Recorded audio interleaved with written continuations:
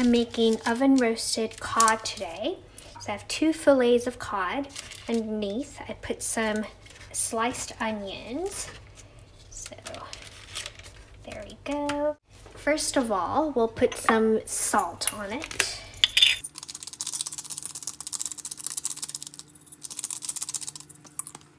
Then some black pepper.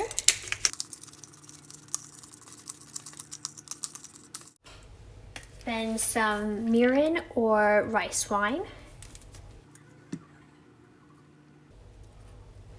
Maybe about 2 to 3 tablespoons. Some garlic powder. I'll add a little bit of paprika and parsley.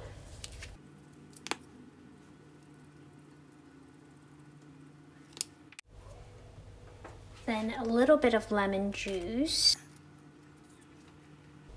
And I have a few lemon slices here, so I'll add that as well. And just a little bit of chopped asparagus.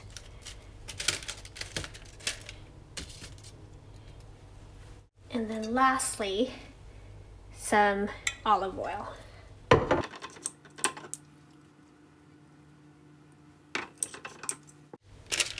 There we go, and this goes into the oven now.